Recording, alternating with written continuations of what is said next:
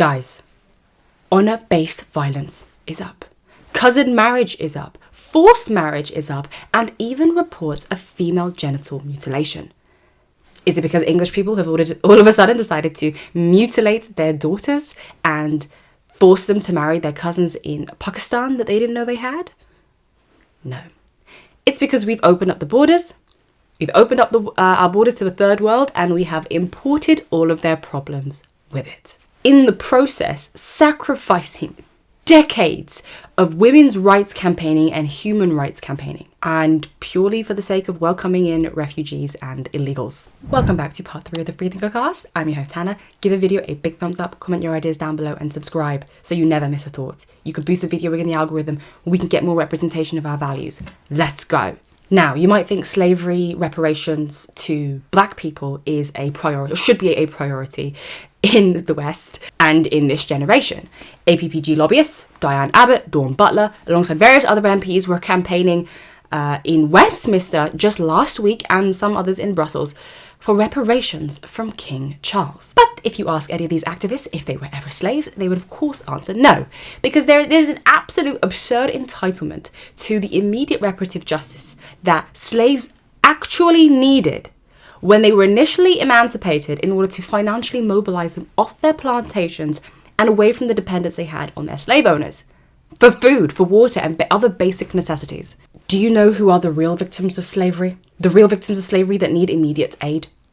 Victims of modern day slavery. The 3-year-old girl who was sent from the UK to Kenya to undergo FGM, or known as female genital mutilation. That's an example of modern day slavery.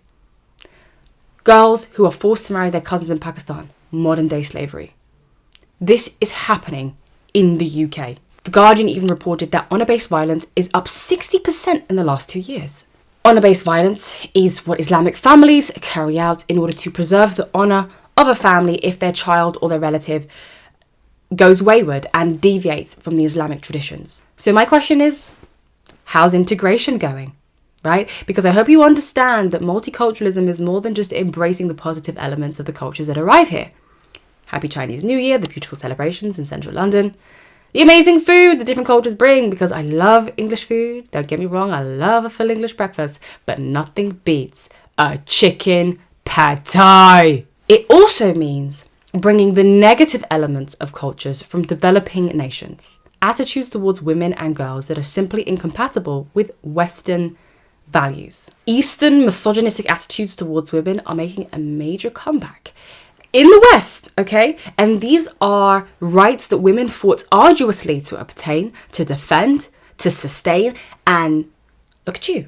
In the name of being tolerant, because you want to be so tolerant and inclusive to refugees and illegals, you will be so tolerant and inclusive, you'll be tolerant and inclusive to your own destruction, to the relinquishing of your democracy that you fought so hard for.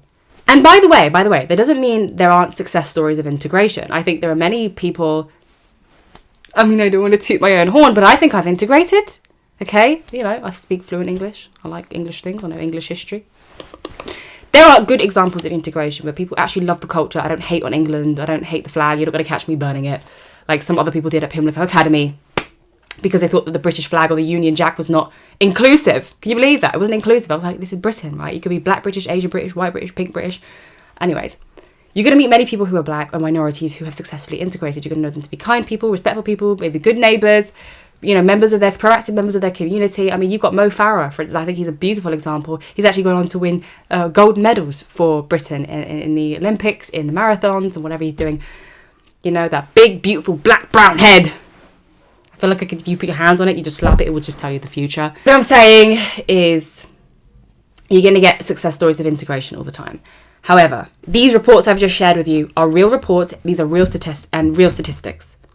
But because stats are a quantitative measure, you might struggle to see how it affects you in your immediate environment, and how does it affect you? Because it's in different cultures. It's not happening in British cultures. It's happening in imported cultures that are just residing here. But my question to you is, do you have to wait until you are personally affected or harmed by misogynistic attitudes towards women from people who have migrated here before you actually speak up and say something about it? I'm fortunate in the sense that I'm black and they're mostly targeting white girls. That's what the grooming gangs are. They were victimizing white women because they believed that they were superior. They had negative attitudes towards white girls and they're quite promiscuous attitudes towards white girls. And it's not that I haven't been creeped on by a migrant. I have been creeped on by a migrant, but because I wear a headscarf, they think I'm a Muslim. They mistake me for a Muslim, and they generally keep it at bay. But when my hair is out, I get creeped on by migrants. It happens, quite a bit. Also, I still remember the day when I was 14, and I was on my way to school in my school uniform, and a migrant, I can only assume, right, had terrible English, approached me in my school uniform. Right, definitely was not British, okay? In my school uniform, tried to chirp me. And I was thinking two things. Number one, you gross, creepy, get away from me. What are you doing? Get away from me. And two, oh my gosh, he thinks I'm pretty? It's so easy to groom us teenage girls because we're so insecure. It's so insecure. And that's why I have so much empathy for these grooming gang victims, where other people might not do.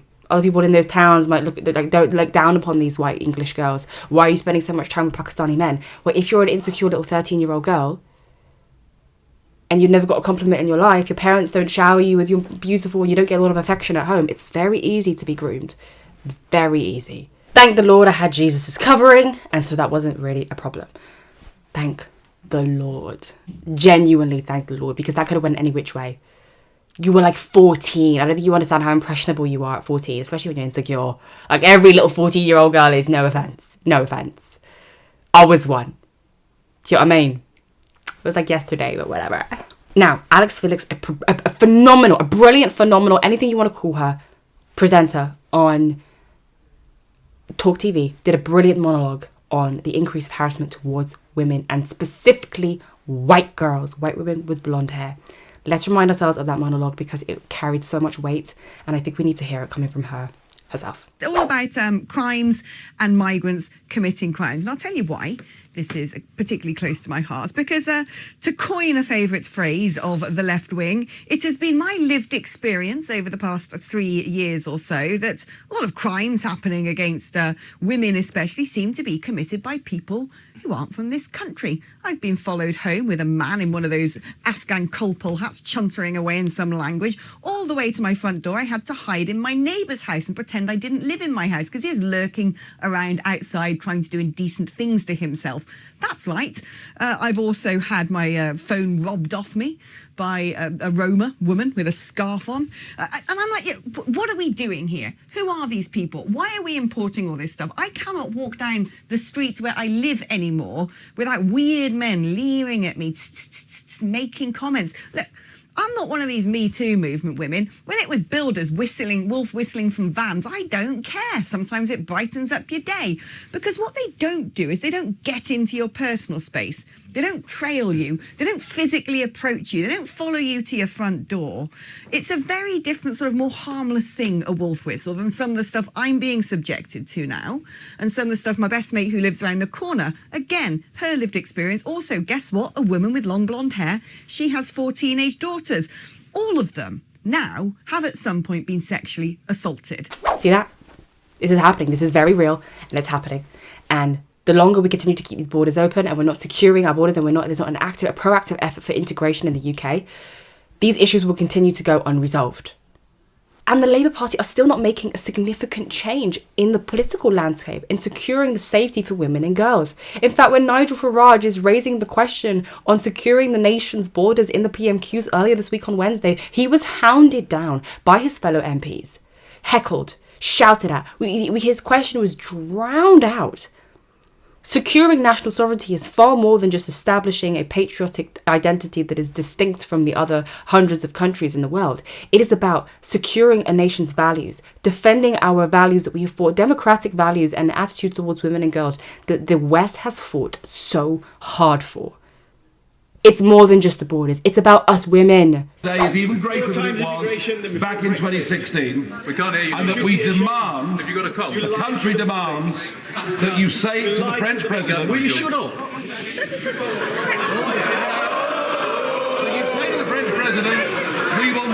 accept undocumented males across the English Channel and that you are not dictated to. Deplorable. Every report you see of violence towards women, this is their attitude. That's coming from the hands of undocumented migrants. This is their attitude. Undocumented migration equals unchecked criminals floating into this country, literally floating into this country, and putting the lives of women and girls who are British at risk, especially the white girls. And I get it. Sometimes the inaction of our government can leave you feeling defenseless. It can leave you feeling powerless and futile regarding the future of Britain. You've got everyone ranging from political figures to controversial figures like Andrew Tate, who frequently engage in doomsday politics, saying things like Britain is over. It's over for the UK. You've even got one of my favourite political inspirations, Charlie Kirk. He recently visited the United Kingdom, and he went back to America and he said the UK has fallen. His video on his YouTube channel said the UK has fallen. I saw it myself. Excuse me. What did you see, Charlie? You saw some angry intellectuals at this Cambridge or Oxford debate, whatever it was. You didn't actually see the UK. You didn't actually see that the Reform UK membership is up by roughly twice the shadow cabinet. You have not seen that actually in the UK, the 18 to 24-year-olds are returning to church. And they've not just doubled, they've not just tripled, they've quadrupled. That means they have quadrupled. Church attendance from 18 to 24-year-olds has quadrupled since 2018. There is a quiet spiritual revival. There is a quiet British revival, patriotic revival, and it's happening. It just doesn't look like America right now. So don't say the UK has fallen, because it hasn't. I rebuke that in the name of Jesus. Jesus is not done with Britain, and I believe spiritually we need a revival before anything politically can happen. It's why we're seeing, I don't think it's a coincidence that we're seeing a spiritual revival in the same time that we're seeing a political revolution with Reform UK. It's not a coincidence. People are hungry for God, and there's something about Britain's foundations that is uniquely Christian. It's established and is predicated upon Christian values. So securing Britain is more about just securing fish and chips, and we're distinct from France because we hate the French or whatever. You guys hate the French. I don't hate the French. White British people hate the French. It's more than just cultural quirks about Britishness that we're attempting to preserve here. It is a supernatural God that established this nation. Freedom of religion, freedom of expression, that is paramount. And I think that is what we need to hold on to so dearly. Okay, more than just going to protests and demonstrations, go to church. Somewhere where they play an organ, ideally, preferably, doesn't have to be. But if there's a church organ, you might be in the right hands. Okay, you see like a trans clergy member, you're probably in the wrong hands. Go and find another church. Okay, I'm also bringing you some good news, because if you feel like Labour's not doing anything to combat modern day slavery, they talk about slavery from hundreds of years ago, but modern day slavery and modern day human trafficking, you can take that power back into your hands and do something about it yourselves. My friends are cycling from London to Lisbon as we speak in order to raise money for Hope for Justice, a charity combating human trafficking and modern day slavery. They support community outreach projects and educate people on the warning signs. They provide comprehensive aftercare to ensure victims heal emotionally, and they work tirelessly to prevent exploitation. Right now you can donate using this QR code on the screen right here, or using the link in the description. Here is a list of what your donation can do for people here in Britain. This charity helps people in the UK. So £10 could go towards a care package of essentials for a survivor of human trafficking. £25 could fund emergency food packages for a survivor. £50 is all it takes to supply medical supplies for children in one of our lighthouse shelters for a month. For £100, you could provide 2 trauma-informed counselling sessions for a survivor in the UK. Hear that? UK, not US. Not US. We're combating Labour's gross negligence, okay? UK, not Biden's botched borders. £250 could fund emergency accommodation, food, clothing and hygiene products for a survivor in the UK. And £500 could give the sustainable funding needed to launch anti-trafficking projects in new locations. They are on, I think, day 5 or day 6 of their journey from London to Lisbon, meaning they're currently in Spain right now. I'm following all the updates. They're posting it on their stories. I saw one of them, my friend Lorraine, she posted to her story. She was like, oh, day 6. And I was like, you're not sweating hard enough. You're not sweating enough, because how are you finding the energy to post your story? This is an arduous journey. London to Lisbon, guys. Lisbon is in Portugal. They're on day 5 or day 6 and they're nearly completed. We haven't yet met our target, which is £60,000. Be the change that you want to see in this world. I've donated. I'm really excited. I cannot wait till they get back. They're going to be so skinny. I'm going to be so jealous. Yes, if you enjoyed today's part 3, the last part of today's episode, be sure to give it a big thumbs up, comment your ideas down below and subscribe. The full episode will be available on Spotify and the link will be in the description. If you made it to the end of the video, thank you so much. Let me know if you like my hibiscus syricus. I picked it from my garden, and I will see you next time. Bye.